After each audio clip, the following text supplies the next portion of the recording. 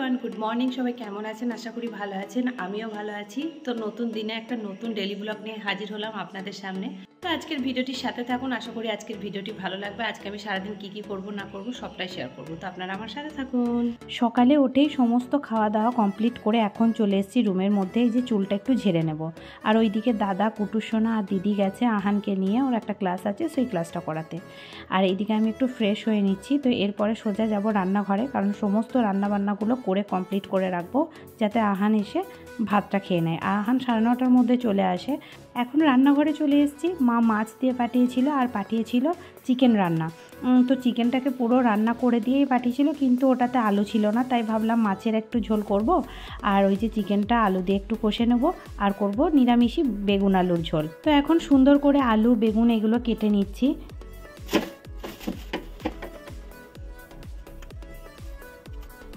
তো ভাতটা অনেক সকাল সকালই চাপিয়ে দিই, কারণ ভাতটা হতে একটু সময় নেয়, ওই জন্য একটু সকাল সকালই চাপিয়ে দিই, যাতে 9:30টার মধ্যে সমস্ত রান্নাবান্না আমার কমপ্লিট হয়ে যায়। তো এই যে দেখুন ভাতটা আমার প্রায় হয়ে এসছে, ওই জন্য একটু সাইডে রেখে দিচ্ছি। কিছুক্ষণ পরে ভাতটার থেকে আসাম ঝরিয়ে নেব। তো বেগুন দিয়ে আলু যেই নিরামিষি ঝোলটা করব, সেটা প্রেশার কুকারেই রান্না করব, ওই জন্য প্রেশার কুকারটা এখন এই যে তুলে নিলাম। আর ওই যে মা চিকেন রান্না করে দিয়ে পাঠিয়েছিল, সেটাতেও একটু আলু দেব। আর আলুটা ওই যে প্রেশার কুকারে 2টো সিটি দিয়ে দেবো, যাতে একটু তাড়াতাড়ি হয়ে যায়, কারণ অলরেডি চিকেনটা একদম মা কষে সুন্দর করে রান্না করে পাঠিয়েছিল। আর এইদিকে এই যে দেখুন মাছটা তো সর্ষে আর পোস্ত দিয়ে রান্না করব, যার কারণে সর্ষে আর পোস্ত একটু বের করে নিলাম।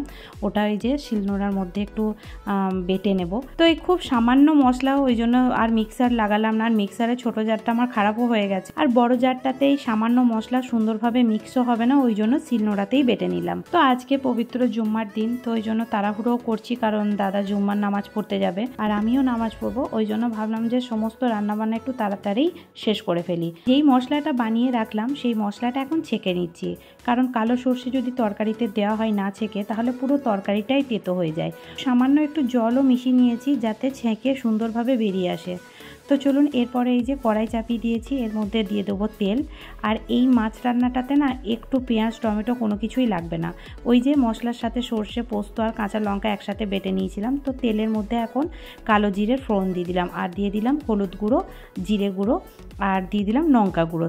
সামান্য একটু জলও দিয়ে দিলাম, যাতে মশলাটা না পুড়ে যায়। এরপরে দিয়ে দেবো চিনি, আর দিয়ে দেবো পরিমাণ মতো নুন। নুনটা একটু বুঝে শুনে দিতে হবে, কারণ মাছটাকে যখন আমি ম্যারিনেট করে রেখেছিলাম, তখন সামান্য নুন আর হলুদ দিয়েই মাখিয়ে রেখেছিলাম। তো এরপরে একে একে সমস্ত মাছ আমি দিয়ে দেবো। তো তারপরে আমি ঢাকনা ঢেকে রেখে দেবো, যতক্ষণ না ঝোলটা ফুটে আসে ততক্ষণ আমি এই যে সর্ষে বাটা আর পোস্ত বাটাটা দেবো না। এই যে দেখুন ঝোলটা ফুটে এসছে, এরপরে সর্ষে আর পোস্ত বাটাটা দিয়ে দিলাম। তো সামান্য একটু নেড়ে নিচ্ছি।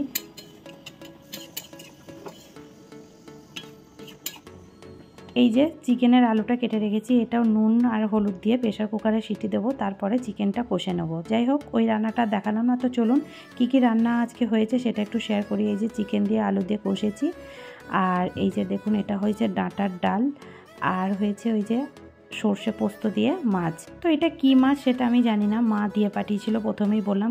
কিছু পিস আমি ফ্রিজের মধ্যে রেখে দিয়েছি। তো রান্নাবান্না কি হয়েছে না হয়েছে সবটাই শেয়ার করে ফেললাম। রান্নাবান্নার পার্ট তো শেষ, এরপরে কিচেন রুমটা একটু পরিষ্কার করে নেবো, ডাইনিং টেবিলটা একটু মুছে নেবো। তো মোছামুছি কাজটাই বাকি আছে। তারপরে যে দিদি আছে সেই দিদি এসে ঝাড়ু পোছা লাগাবে, তারপরে যেগুলো কাপড় কাচার সেগুলো কেচে দিয়ে তারপরে চলে যাবে। তো আমার মেন যেটা কাজ ছিল সেটা শেষ হয়ে গেছে।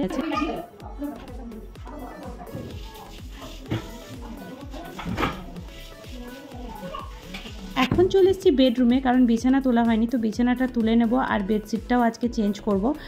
তো এই যে দেখুন বিছানাটা আগে তুলে নিই, তারপরে বেডশিটটা চেঞ্জ করে একটা নতুন বেডশিট দিয়ে দেবো।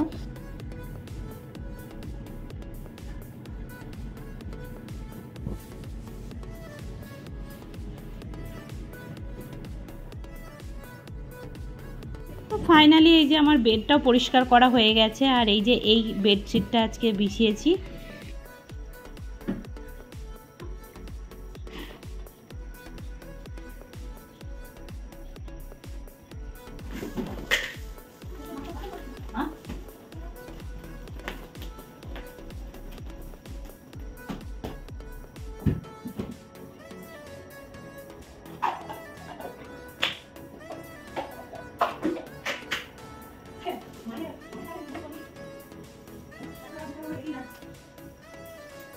তো মোছামুছির কাজ কমপ্লিট করে এখন চলে এসেছি কিট্টু ড্রেসগুলো ভরতে। শীতের যে ড্রেসগুলো ছিল সেগুলোই ভরে দেবো।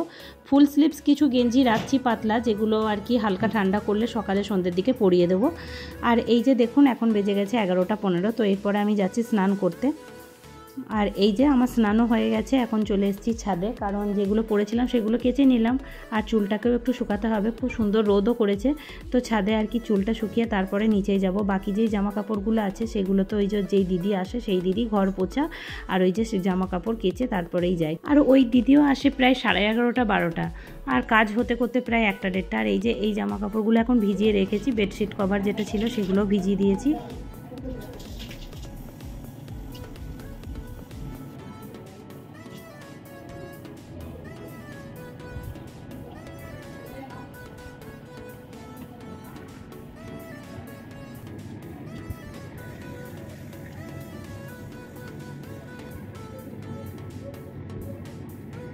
তো এই যে স্নান টান কমপ্লিটও করা হলো, নামাজ পড়লাম। তো এর যে কিট্টু এখন ড্রয়িং করতে বসেছে, ওরও স্নান হয়ে গেছে।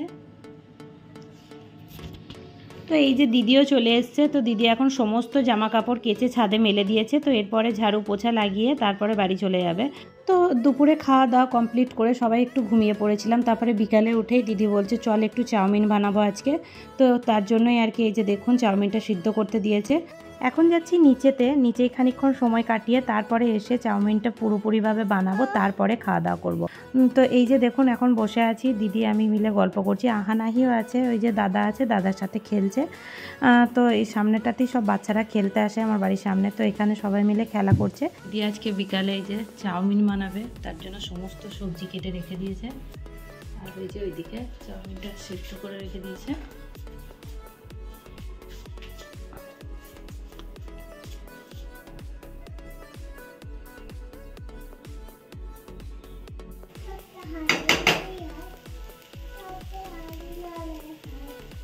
তো চাউমিন খেতে খেতে আজকের ব্লগটি আমি শেষ করছি। তো দেখা হবে নেক্সট ব্লগে। আজকের ব্লগটি আপনাদের কেমন লাগলো একটা কমেন্ট করে জানাবেন। তো আপনারা ভালো থাকবেন, সুস্থ থাকবেন, আর অবশ্যই সবাইকে ভালো রাখবেন। টাটা।